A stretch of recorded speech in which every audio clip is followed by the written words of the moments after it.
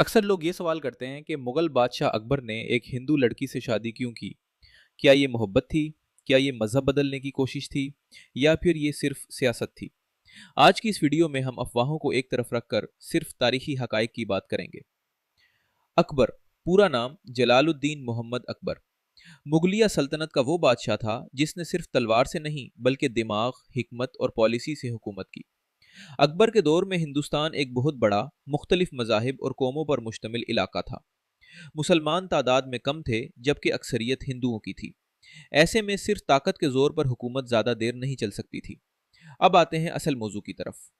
अकबर ने जिस हिंदू लड़की से शादी की वो आम लड़की नहीं थी। वो राजपूत हुक्मरान राजा भरमल की बेटी थी, जिसे तारीख में मरियमुल जमानी कहा जाता है। राजपूत उस वक्त हिंदुस्तान के सबसे ताकतवर जंगजू समझे जाते थे। इनसे दुश्मनी का मतलब मुसलसल बगावत और जंग था। अकबर का पहला मकसद था सियासी इस्तेहकाम। राजपूतों से शादी का मतलब था जंग के बजाय इत्तेहाद। इस शादी के बाद कई राजपूत सरदार मुगल दरबार का हिस्सा बने, फौज में शामिल हुए और सल्तनत मजबूत हुई। दूसरा अहम सबब था मजहबी रवादारी। अकबर वो बादशाह था जिसने जुजिया टैक्स खत्म किया, हिंदू मंदिरों को तहफ़्फ़ुज़ दिया और हर मजहब के मानने वालों को इज्जत दी। इसने कभी अपनी हिंदू बीवी पर इस्लाम कबूल करने का दबाव नहीं डाला। ये बात खुद इस बात का सबूत है कि शादी का मकसद मजहब तब्दील करवाना नहीं था। तीसरा सबब था अवाम का एतमाद हासिल करना। जब एक मुसलमान बादशाह एक हिंदू खानदान से रिश्ता जोड़ता है तो आम हिंदू अवाम में यह पैगाम जाता है कि बादशाह दुश्मन नहीं बल्कि मुहाफिज है।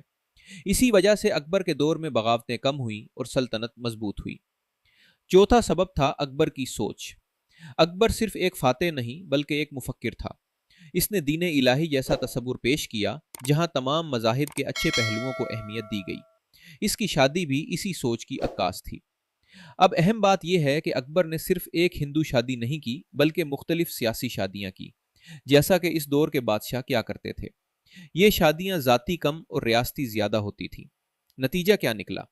नतीजा ये निकला कि अकबर ने हिंदू लड़की से शादी मोहब्बत में नहीं, मजहब बदलने के लिए नहीं, बल्कि सल्तनत को मजबूत करने, इत्तेहाद बनाने और हिंदुस्तान में अमन कायम रखने के लिए की। यह फैसला वक्ती नहीं बल्कि दूर अंदेशी पर मबनी था और इसी वजह से अकबर को मुगल तारीख का सबसे कामयाब बादशाह माना जाता है। अगर आपको ये वीडियो अच्छी लगी, अगर आप सच पर मबनी हिस्ट्री सुनना चाहते हैं तो वीडियो को लाइक करें, चैनल को सब्सक्राइब करें और कमेंट में बताएं कि अगली वीडियो किस तारीखी मौजू पर होनी चाहिए।